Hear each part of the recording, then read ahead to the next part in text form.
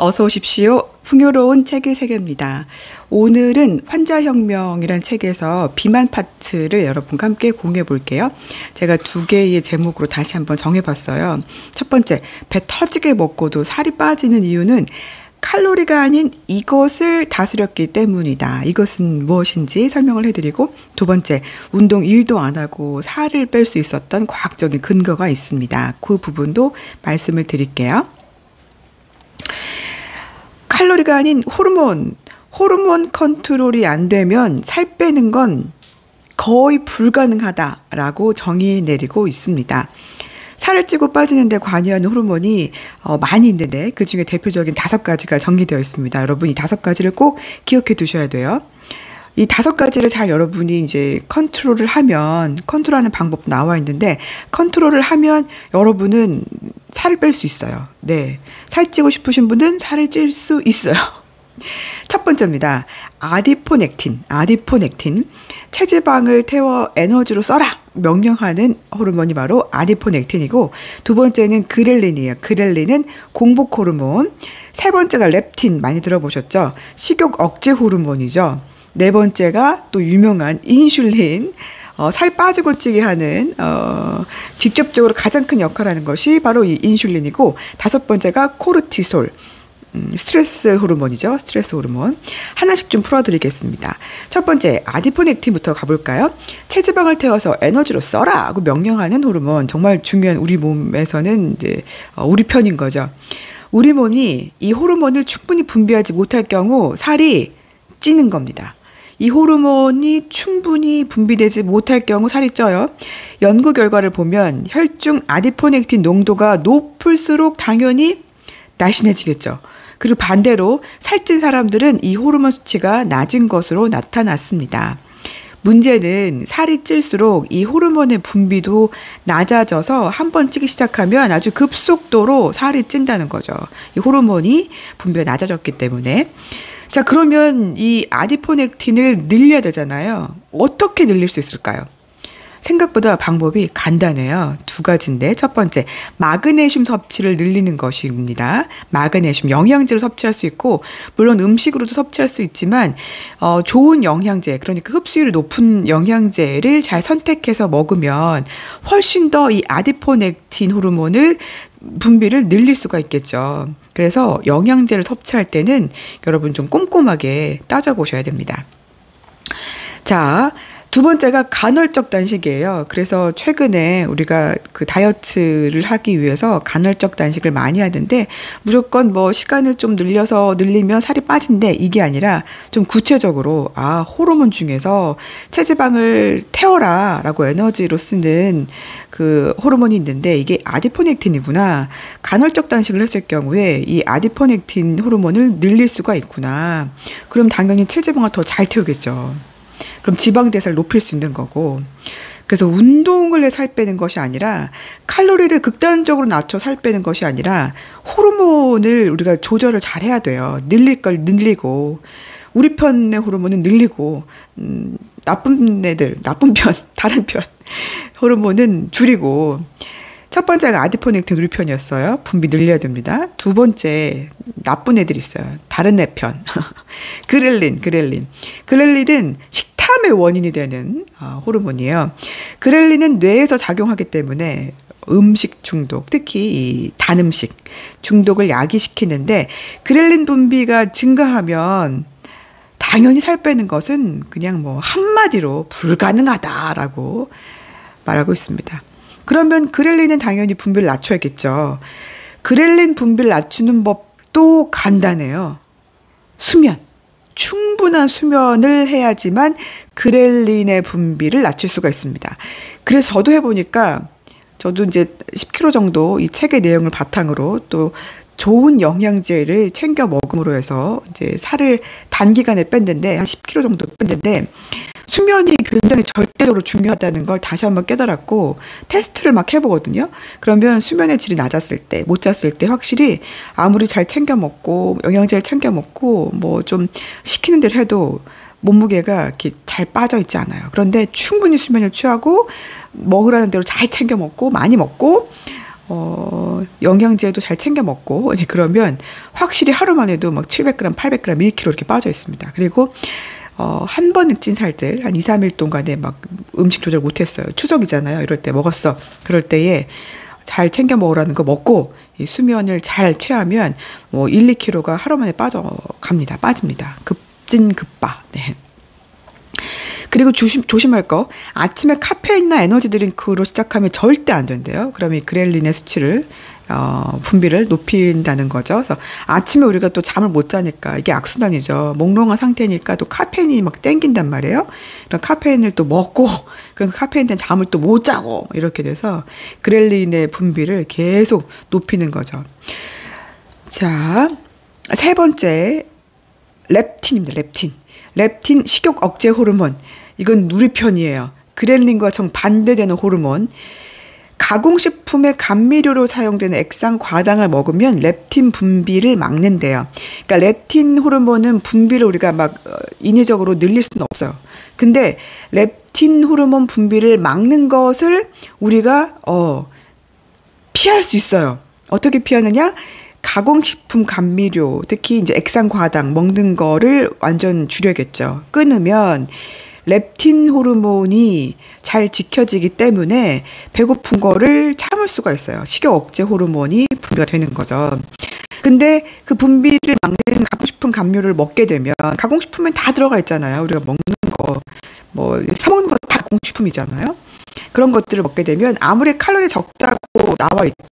식품업계에서는 그 장사를 해야 되기 때문에 칼로리를 굉장히 부각시켜요. 그래서 뭐 저칼로리, 뭐 0칼로리. 근데 거기에 다 감미료가 들어가 있잖아요. 단맛을 내기 위해서. 그 감미료가 칼로리는 0일지 모르지만 뇌 호르몬에 뇌에 영향을 끼칩니다. 그래서 이 식욕 억제 호르몬 렙틴을 분비를 막는 거예요. 그래서 먹어도 배가 고프죠. 그래서 식품업계가 뒤늦게 이 사실을 우연히 발견하고 나서 쾌재를 불렀다라고 써있네요. 사람들이 먹고 나서도 배가 고파. 음식을 더 찾으면 뭐 이 식품업계들은 돈을 더 많이 벌 수 있는 거니까. 근데 그렐린과 렙틴 수치가 동시에 높을 수는 없어요. 두 개는 반대로 움직여요. 하나가 높으면 하나는 낮고, 하나가 또 높으면 또 하나는 낮아요. 그래서 렙틴 호르몬이 높으면 그렐린은 낮고요. 그렐린이 높으면 렙틴이 낮아요. 그래서 그렐린이 분비를 막으면 당연히 렙틴 호르몬이 올라갈 수밖에 없습니다. 이해하셨죠? 네. 이해 안 되신 분들 한 번에 이해 안 돼요. 계속 몇 번 돌려보세요. 홍보하는 거예요. 다음 호르몬 인슐린입니다. 네 번째 호르몬 인슐린. 살찌고 빠지는 가장 큰 역할을 하고 있기 때문에 굉장히 유명한 호르몬이 인슐린이죠. 인슐린 자체에는 문제가 없는데 인슐린 저항에 문제가 있어요. 포도당은 정말 중요한 영양소예요. 우리가 힘들고 막 쓰러질 때 포도당 맞잖아요. 링거로. 그렇죠. 근데 이 포도당이 중요한 영양소긴 한데 혈관에 있으면 위험해요. 왜냐하면 염증을 일으키거든요. 혈관벽을 망가뜨리고 신장 모세혈관에 끼면 신부전증 일으키고 뭐 발 쪽에 끼면 뭐 또 일으키고 먹기고 이렇게 되는 거. 막 문제를 막 일으켜요. 큰 문제를. 혈관에 이 포도당이 있으면 그러면 안 되니까 이 인슐린이 진짜 중요한 역할을 하는 게 혈관에 포도당이 돌아다니는 걸 빨리 치워버려요. 그게 인슐린 역할입니다. 근데 인슐린은 어떻게 해서든지 혈관의 포도당을 처리해야 되니까 막 넘쳐나는 포도당이 막 넘쳐나면 어떻게 하냐면 간이나 지방세포에 막 일단 밀어 넣어요. 왜? 혈관에 있으면 안 되니까. 그러니까 지방세포랑 밀어 넣어요. 지방간, 네, 간에 넣어요. 그렇기 때문에 살이 찌게 되는 거죠. 포도당을 지나치게 당을 너무 많이 먹으면 그렇게 되는 거죠. 적당한 포도당은 우리 몸에 좋지만 넘치게 먹으면 얘가 혈관에 들어가는 걸 방지하기 위해서 인슐린이 과다하게 분비돼서 일을 많이 해요. 그럼 얘는 어떤 일을 해요? 네, 막 지방세포 넣고 간 넣고. 그래서 인슐린 저항을 되돌릴 수 있는 가장 쉬운 방법은 굶는 겁니다. 굶는 거. 그래서 여기에 나오는 게 또 하나 간헐적 단식이죠. 간헐적 단식을 통해서 인슐린 저항을 되돌릴 수 있습니다. 그래서 무조건 굶어서 칼로리를 막 제한해서 살 빼는 게 아니에요, 여러분. 칼로리 제한해서는 살 뺄 수가 없어요. 호르몬을 조절할 수 있게 만들어서 살을 빼는 겁니다. 호르몬.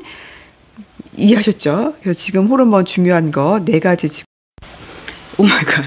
코르티솔 부분 날라가가지고 다시 찍겠습니다.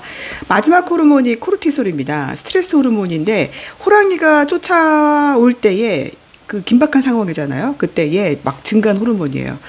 현대인들은 사실 호랑이가 쫓아올 만한 긴박한 상황은 아니지만 만성적인 스트레스 때문에 이 코르티솔 수치가 굉장히 높아 있습니다. 항상. 호랑이에게 쫓겨서 달아날 때와 같은 폭발적인 운동량이 동반이 되어야지만 이 코르티솔이 해소가 되는데 현대인들은 그런 운동을 하지 않잖아요. 그렇죠? 우리가 운동한다고 뭐 하지만 유산소 하지만 그 정도는 아니란 말이에요. 당연히 만성적으로 스트레스 호르몬 코르티솔이 증가 상태에 놓이게 된 거죠. 그런데 이 코르티솔이 증가하면 우리한테 끼치는 부정적인 영향이 세 가지가 있습니다. 대표적으로 첫 번째가 식욕이 미친 듯이 올라가요. 먹는 걸로 스트레스를 풀게 되죠.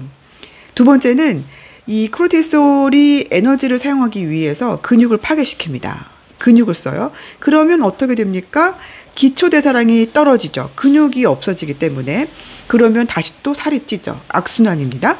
세 번째, 코르티솔이 증가하면 희한하게 여성 호르몬인 에스트로겐이 함께 증가하는데 에스트로겐이 증가가 되면 역시 이 호르몬도 살을 찌우게 하는 호르몬이기 때문에 유난히 이제 배에 집중적으로 복부의 지방이 증가하게 되는 거죠. 그래서 우리가 좀 여성분들 중에서 다른 데는 좀 말랐어.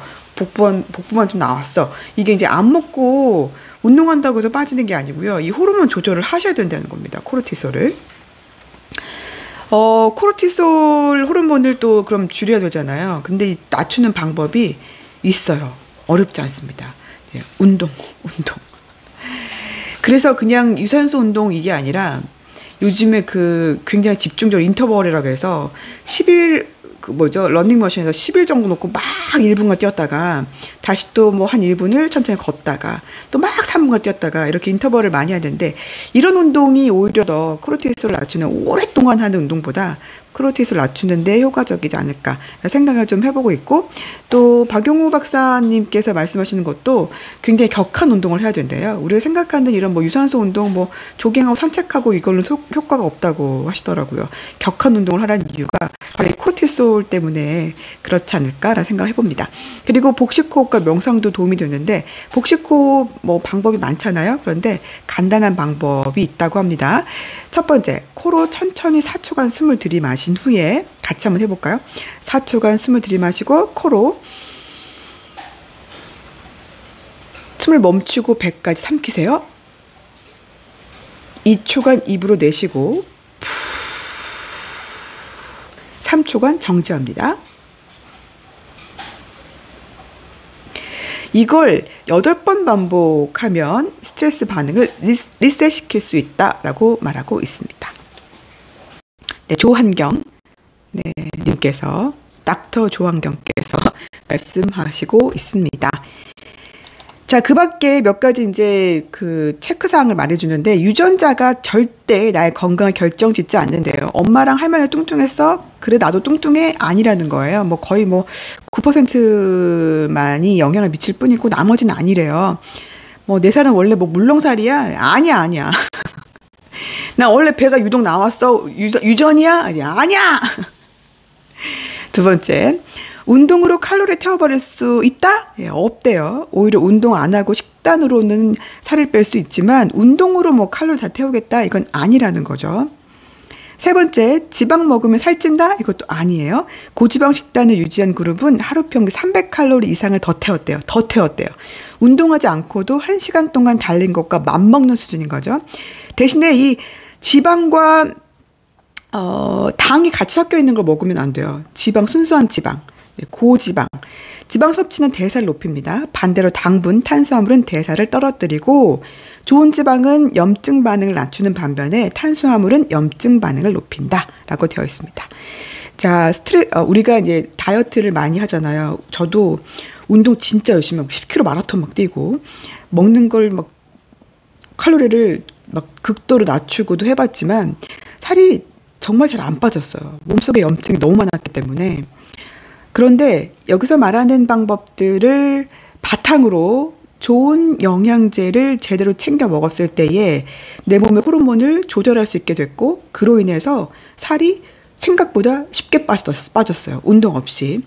그래서 여러분들도 잘못된 정보들이 정말 많잖아요. 요즘에는 SNS도 그렇고 많습니다. 그래서 그 잘못된 정보로 인해서 다이어트의 실패를 계속한 분들이라면 오늘 이 책의 내용을 바탕으로 잘 한번 이해해 보시고 몇 번 들어보세요. 이해해 보시고 다이어트에 도움 받아보셨으면 좋겠습니다. 지금까지 풍요로운 책의 세계였습니다.